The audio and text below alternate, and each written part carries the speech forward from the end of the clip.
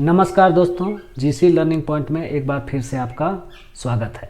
दोस्तों, हमने पिछले वीडियो में वर्णों के विभाजन जो कई प्रकार से होता है, स्वर व्यंजन, अल्पप्राण, महाप्राण, घोष अघोष, अनुनासिक और निरूनासिक, इन सबको सीख लिया है विभाजित करके।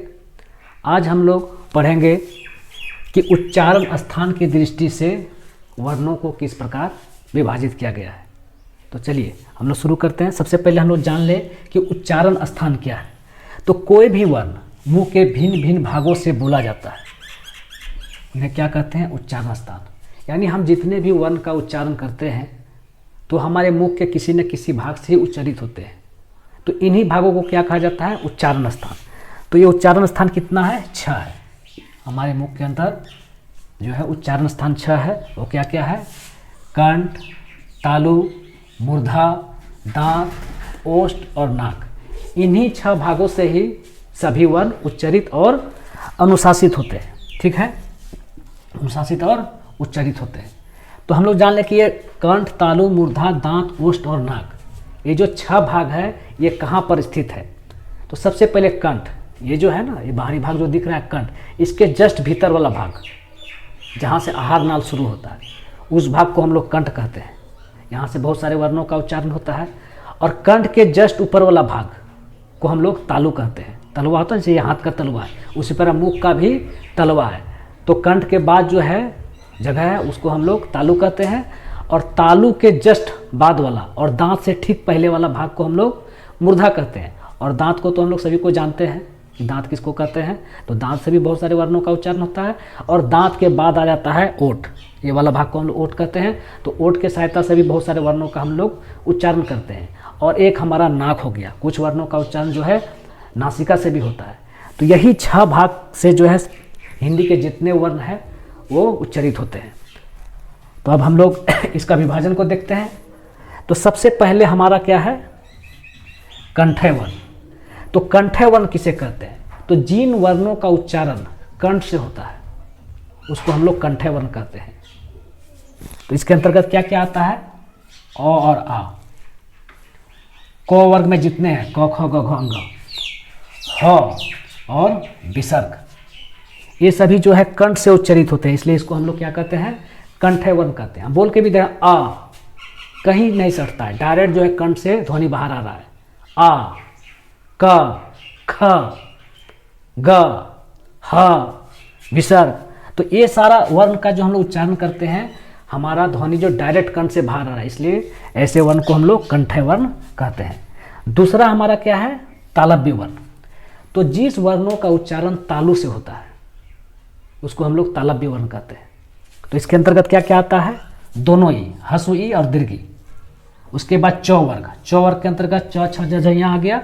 उसके बाद य हो गया, तालव्य से हो गया और ज्ञ हो गया। इसको ज्ञ भी बोला जाता है। शुद्ध उच्चारण इसका ज्ञ है, लेकिन हम लोग ज्ञ ही बोलते हैं इसको।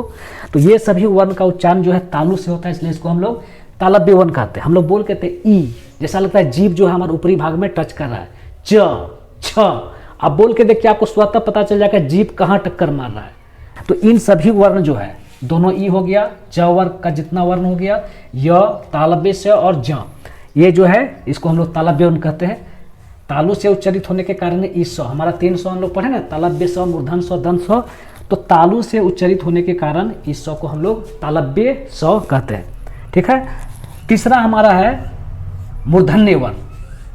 तो मूर्धन्य वर्ण क्या है? जिस वर्णों का उच्चारण मूर्धा से होता है उसको हम लोग मूर्धन्य वर्ण कहते हैं। तो इसके अंतर्गत क्या क्या आता है? री, ट वर्ग यानी ट, ठ, ड, ढ, मूर्धन्य, र और मूर्धन स, ये सभी वर्णों का उच्चारण जो है मूर्धा से होता है, इसलिए इसको हम लोग मूर्धन्य वर्ण कहते हैं।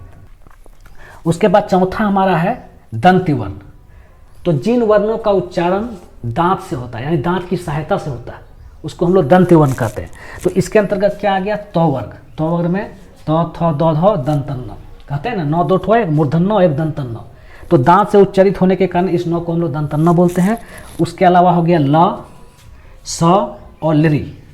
अब उच्चारण करके तो जो बोलते हैं दांत में, देखिए जीभ जो है हमारा दांत में टक्कर मार रहा है। ठीक है। उसी प्रकार जो हम तालव्य बोले ई, च, ये कहाँ टक्कर मारा था? जीभ हमारा तालु में मार रहा था। लेकिन जैसे ही हम लोग ट बोलते हैं। ट जो है वो मूर्धा में ट, जीभ जो है घूम के ऊपर तालु में टक्कर मार रहा है। और ये जो त बोलते हैं, त जीभ जो है हमारा दांत में सटा है, थ द ध। तो ये लग रहा है कि जीभ दांत में टच कर रहा है। अगर जीभ में दांत नहीं सटेगा तो इन सभी वर्णों का उच्चारण हम लोग नहीं कर सकते हैं। तो ये वर्ण हो गया हमारा दंती वर्ण। पांचवा हमारा क्या है, ओष्ठ्य वर्ण। तो ओष्ठ्य वर्ण जिस वर्णों का उच्चारण ओठ की सहायता से होता है उसको हम लोग ओष्ठ्य वर्ण कहते हैं। तो इसके अंतर्गत क्या आ गया, दोनों ऊ, हसु ऊ और दीर्घ ऊ। और प वर्ग में जितना वर्ण हो गया, प फ ब भ म। आप बोल के देखिए, प दोनों ओठ जो है एक दूसरे से सट रहा है। फ अगर दोनों ओठ अगर आपस में नहीं सटेगा तो हम प नहीं बोल सकते। आप हाथ फाड़ के प बोलिए, आप नहीं बोल सकते हैं। तो प हो गया, फ ब भ म। तो ओठ जो है आपस में सट रहा है, यानी ओठ की सहायता से हम लोग इसका उच्चारण कर पाते हैं, इसलिए इसको हम लोग ओष्ठ्य वर्ण कहते हैं। छठा हमारा है कंठ तालव्य वर्ण। कंठ तालव्य वर्ण इसको इसलिए कहते हैं क्योंकि इन वर्णों का उच्चारण जो है कंठ और तालु दोनों की सहायता से किया जाता है। ठीक है, जैसे ए हो गया, अय हो गया और अक्ष हो गया। तो इन वर्णों का उच्चारण जो है कंठ और तालु के मदद से होता है। क्यों मदद से होता है, क्योंकि ए वर्ण जो है ओ और ई के सहायता से बना है। ओ और ई को मिलाते हैं, हम जब पढ़ा रहे थे आपको संयुक्त व्यंजन तो हम बताए थे कि ओ और ई मिलके जो है क्या बनता है, ए बनता है। तो ओ का उच्चारण कंठ से और ई का उच्चारण तालु से, तो कंठ और तालु दोनों का सहायता लेना पड़ा, इसलिए ये सभी वर्ण ए, अय और अक्ष कंठ और तालु से बोला जाता है, इसलिए इसको हम लोग कंठ तालव्य वर्ण कहते हैं। उसके बाद है हमारा कंठोष्ठ्य वर्ण, यानी जिन वर्णों का उच्चारण जो है कंठ और ओष्ठ दोनों की सहायता से उच्चारित होता है उसको हम लोग कंठोष्ठ्य वर्ण कहते हैं। तो इसके अंतर्गत क्या आ गया, ओ और औ। ओ और औ, ओ का पहले हम लोग देखें बनता कैसे है, ये भी एक संयुक्त व्यंजन के अंतर्गत आता है। तो अ और उ को, अ और उ को मिलाते हैं तो ओ बनता है। तो अ का उच्चारण कंठ से हो गया और उ का उच्चारण ओष्ठ हो गया, तो कंठ और ओष्ठ मिलके कंठोष्ठ्य हो गया। तो ओ और औ जो है एक कंठ और ओष्ठ दोनों के सहायता से उच्चारित होता है, इसलिए इसको हम लोग कंठोष्ठ्य वर्ण कहते हैं। अगला क्या है हमारा दंतोष्ठ्य वर्ण। तो इसके अंतर्गत मात्र एक ही वर्ण है वो का उच्चारण जो है दांत और ओष्ठ की सहायता से होता है, इसलिए इसको हम लोग दंतोष्ठ्य वर्ण कहते हैं। उसके बाद है हमारा नासिक वर्ण। जिस वर्णों का उच्चारण नाक की सहायता से होता है उसको हम लोग नासिक वर्ण कहते हैं। तो इसके अंतर्गत पंचमाक्षर और अनुस्वार। पंचमाक्षर यानी प्रत्येक वर्ग का अंतिम अक्षर, अंग, या, मूर्धन्य, दंतन्य, म, इसका जब अनुस्वार के रूप में प्रयोग करते हैं तो वो पंचमाक्षर कहलाता है, और अनुस्वार तो है ही। तो इन सभी का उच्चारण जो है नाक के माध्यम से होता है, नाक के सहायता से होता है, इसलिए इसको हम लोग नासिक वर्ण कहते हैं। नासिका का मतलब ये होता है नाक। उसके बाद है हमारा दंत मूर्धा। तो दंत मूर्धा किसको कहते हैं, जिस वर्ण का उच्चारण दांत और मूर्धा दोनों की सहायता से होता है उसको हम लोग दंत मूर्धा कहते हैं। तो इसके अंतर्गत भी मात्र एक ही वर्ण है, त्र। तो त्र बना कैसे है, तो और रो। तो का उच्चारण दांत से होता है, रो का उच्चारण मूर्धा से होता है। तो त्र जो है तो और रो दोनों से मिला है, इसलिए इसका उच्चारण स्थान क्या हो गया, दंत मूर्धा। ठीक है। उसके बाद है तालु मूर्धा। तो तालु मूर्धा के अंतर्गत भी मात्र एक ही वर्ण है, स्र। तो स्र क्या हो गया, तालव्य से और रो, इस दो वर्णों से। तो तालव्य स्व जो है तालु से और रो हो गया मूर्धा से, तो दोनों से हो गया तालु और मूर्धा, इसलिए स्वर को हम लोग तालु मूर्धा वर्ण कहते हैं। ठीक है दोस्तों, हमने देखा कि किस वर्ण का उच्चारण स्थान कहाँ पर है, यानी कौन सा वर्ण जो है किस जगह से उच्चारित होता है। तो इसको तो हमने बढ़िया तरह से समझ लिया। तो इनको और अच्छा तरह से अगर ये याद नहीं रहता है तो इसके लिए एक ट्रिक है, बहुत अच्छा ट्रिक है। कविता सभी को याद रहता है, तो एक कविता की तरह हमने एक ट्रिक बनाया है, उस ट्रिक को आप याद कर लीजिए। आप टोटल वर्ण का जो है उच्चारण स्थान आसानी से पकड़ सकते हैं। तो देखिए ये ट्रिक क्या है, एक कविता की तरह है। अक विसर्ग कंठ राम, इचियस भी है तालु राम, रीटस से जानो मूर्धा जी, लिरतस पुकारो दंत जी, उप आते हैं ओष्ठ में, केवल व दंतोष्ठ में, ए ऐ कहे कंठ तालु, ओ औ कहे कंठोष्ठ में, नासिका से पंचमाक्षर, जिह्वा रखो प्रकोष्ठ में। एकदम कविता की तरह, कविता 5 लाइन की कविता है, सभी को, एक बच्चा को भी याद हो सकता है। तो आप आसानी से इस कविता को याद कर सकते हैं। अब हम इस कविता का भाव को देखते हैं कि इससे हम कैसे याद रखेंगे कि किस वर्ण का उच्चारण कहाँ से होता है। तो हमने क्या कहा, अकह विसर्ग कंठराम। अका, अ से मतलब ओ और आ, और क से हो गया क वर्ग में जितना वर्ण है, और ह, और एक क्या है विसर्ग।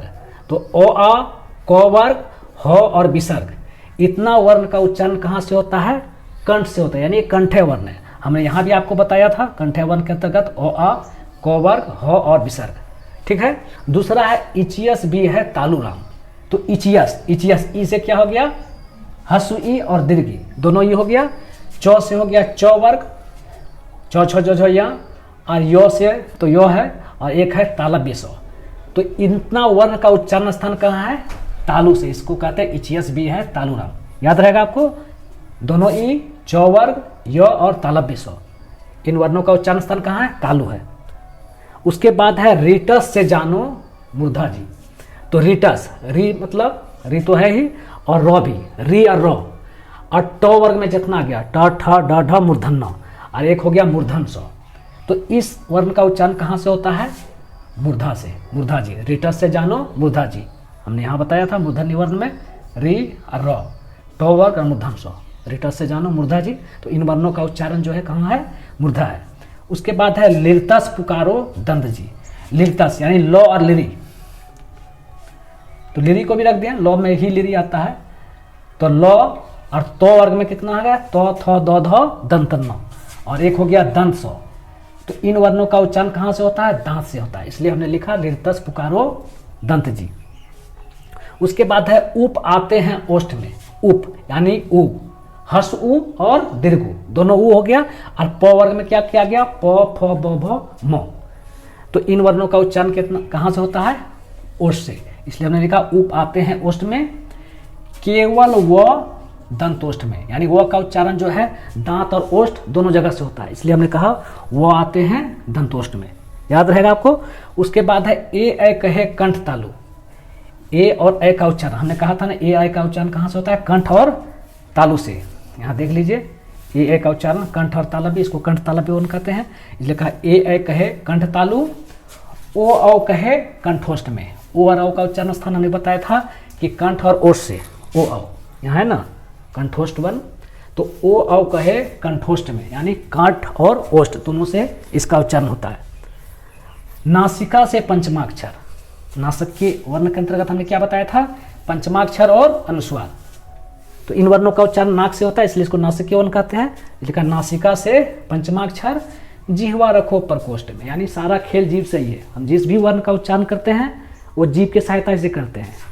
तो पूरा कविता आपको याद रहेगा। अका विसर्ग कंठ राम, इचियस भी है तालु राम, रीटस से जानो मूर्धा जी, लिरतस पुकारो दंत जी, उप आते हैं ओष्ठ में, केवल व दंतोष्ठ में, ए कहे कंठ तालु, ओ कहे कंठोष्ठ में, नासिका से पंचमाक्षर, जीवा रखो प्रकोष्ठ में। बहुत आसान सा कविता है, आप 5 लाइन का कविता आराम से याद कर सकते हैं। इस कविता को याद कर लीजिए, उच्चारण स्थान का टोटल खेल खत्म। आसानी से आप किसी भी परीक्षा में, बहुत इंपॉर्टेंट टॉपिक है ये, प्राय जितना भी वनडे एग्जाम हो या कि अच्छा से अच्छा जेपीएससी बीपीएससी हर एग्जाम में इससे एक क्वेश्चन रहता है। तो इस टॉपिक को आप आसानी से क्लियर कर सकते हैं। तो अगर ये वीडियो आपको अच्छा लगा तो आपसे रिक्वेस्ट है कि आप चैनल को सब्सक्राइब कीजिए, लाइक कीजिए, शेयर कीजिए, कमेंट कीजिए, ताकि एक नई ऊर्जा के साथ हम आपके लिए और भी अच्छा ढंग से वीडियो बना सकें। तो आज हम यही समाप्त करते हैं क्लास को। तब तक के लिए नमस्कार, जय हिंद।